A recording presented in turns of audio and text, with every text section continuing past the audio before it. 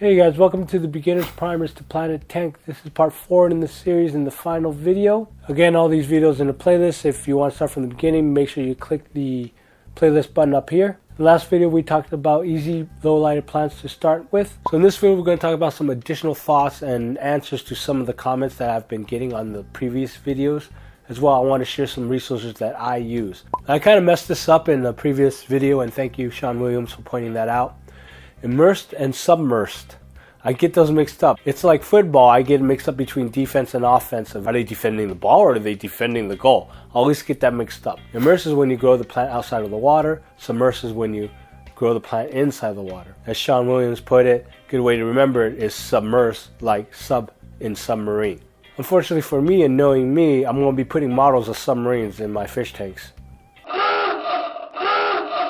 Alright, one of the recommendations I have for upgrading your tank is first upgrading the light for planted tanks. At least upgrade lights to at least moderate intensity. That's probably be the first thing to do. If you have a stock light on your tank, really highly suggest going a little brighter.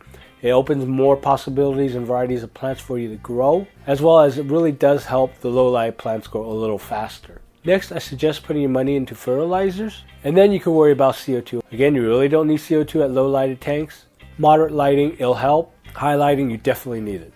I had a conversation with someone about substrate and why nutrient substrate. There's usually the regular substrate and the sand version. Sand or smaller grain substrate really help anchor the plant when you plant them, especially plants that don't have roots or stem plants.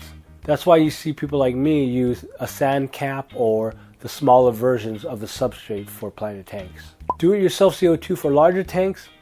Wouldn't suggest it. You might be able to get away with it. About maybe 40 gallons, I don't know.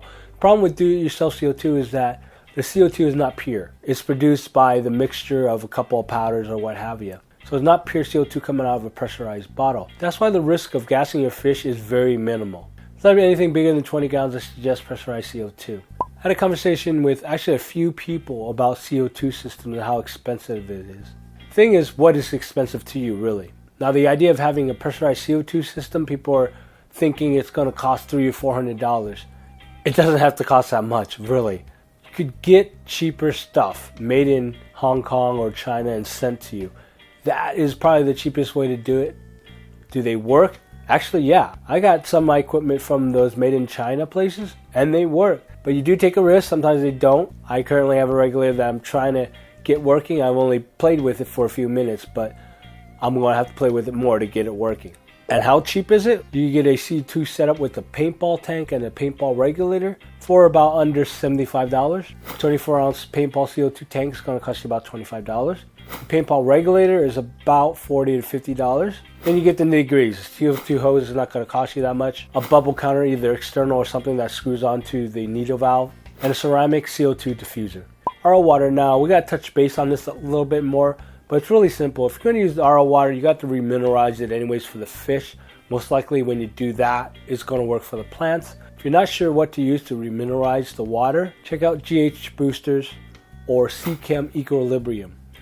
Probably go with Seachem Equilibrium because it's easier to get, it's more readily available. GH boosters, you have to kind of get into the specialized fertilizer places. Someone also mentioned about if you're going to inject pressurized CO2, it's going to lower the pH. How do you handle that with RO water? RO water is pretty much neutral, 7.0. When you inject CO2, it lowers that. The optimal amount that you want to lower pH is by 1 point. That gives you about 30 ppms of CO2 in your tank. You do that at 7.0, it lowers to 6.0. That might be too low for your fish, unless you have softwater fish.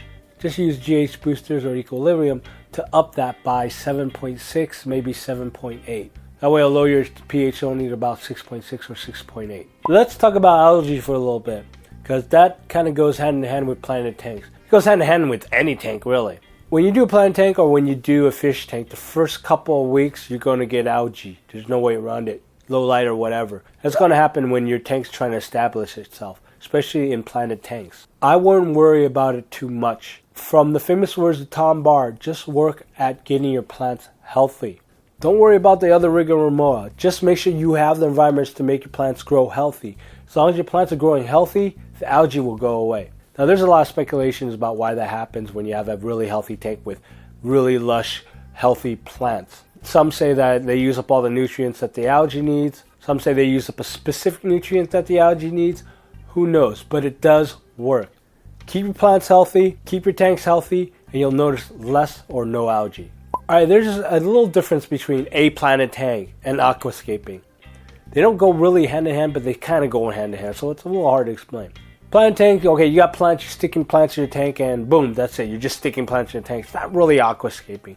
Aquascape happens when you're placing those plants around and trying to make a beautiful scene. Let's put it that way. Planted tank is the thing, aquascaping is the action. Yeah, I know I'm nitpicking, but you know, this is something to convey the message easier, to convey the info easier. You go up to someone and say, hey, I need help, I have an aquascape tank. That might confuse them, because aquascaping can also mean just rocks or just wood without any plants. So remember, aquascaping is the act, and it's kind of an art form type of thing. The reason why I say it's art form, because that's really what it is. You're trying to make your tank look a specific way. And there's different forms of aquascaping. Let's go over them real quick.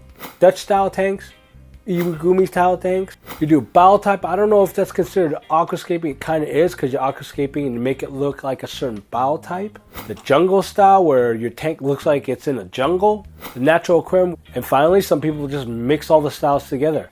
Now, you don't have to go with the style. You could just look at it and say, oh, I want to put it here, I want to put it there. That's aquascaping. You're creating some kind of form of art.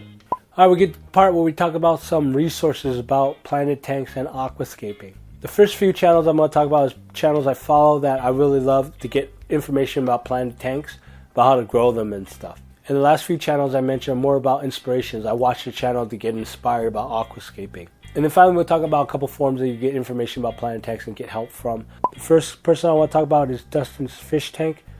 He knows his stuff. Okay, he's mostly about soil substrate and soil tanks. He's a big proponent of the Diane Wallstad method. His knowledge about soil tanks and stuff is next to none. Teach you how to soil tanks, he always talks about it. Talks about how to grow plants and stuff. It's really, really good resource, so make sure you check him out.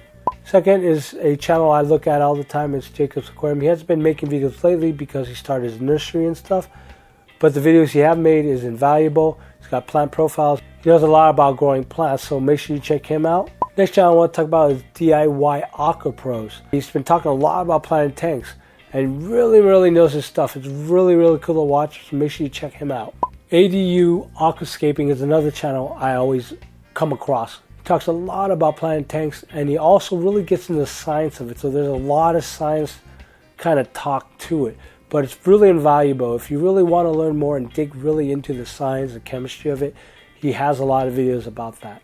The next three, we're going to talk more about aquascaping, and you get inspiration from watching these guys' videos. I mean, it's amazing stuff they do.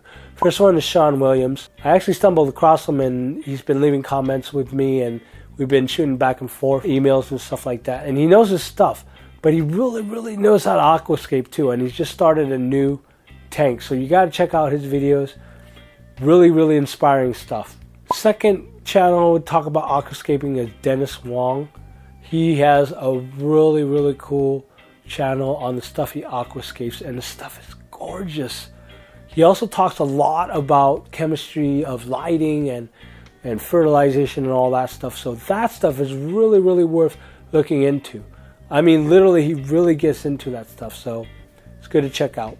Last but not least is the Green Machine Ltd. Now, most of the videos highlight James Finley that owns the company, and this guy is really good at aquascaping. I just watched him create these tanks out of nothing, and it's so inspiring. So that's something else you should check out. I already mentioned this in another video, but Diane Wallstad's book is worth checking out. It's called The Ecology of the Planet Aquarium. She talks about using soil substrate as well as growing plants without filters, less water changes and stuff.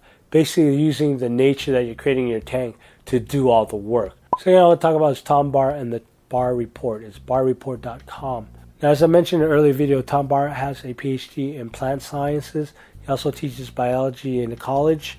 So this guy knows his stuff. He does his research. He does research and then he posts his finding. He created an estimated index dosing method as well. And this guy knows his stuff, and he actually backs it up with actual scientific data and scientific experiments. So I suggest checking out his forums and dig into it. There's a lot of really good information there. And this is one of the guys I follow really closely right now. And finally, planettank.net is another forum that you could check out. Just gotta watch out for the trolls there. There's a lot of trolls there, and normally I just ignore all the trolls. But it's a worthwhile resource. And it's really good if you're getting into all the Planet Tank scene. And yeah, that's it for all the Planet Tank resources that I have on my list. If you have some, go ahead and post a comment down below. Again, thank you for joining me on this series. I'm glad you came along. If you want more stuff, remember to subscribe. Also like this video, and I hope you get into Planet Tanks, because Planet Tanks is a whole new adventure that's going to take you on a really nice ride. I'll talk at you guys later. Have fun with your aquariums.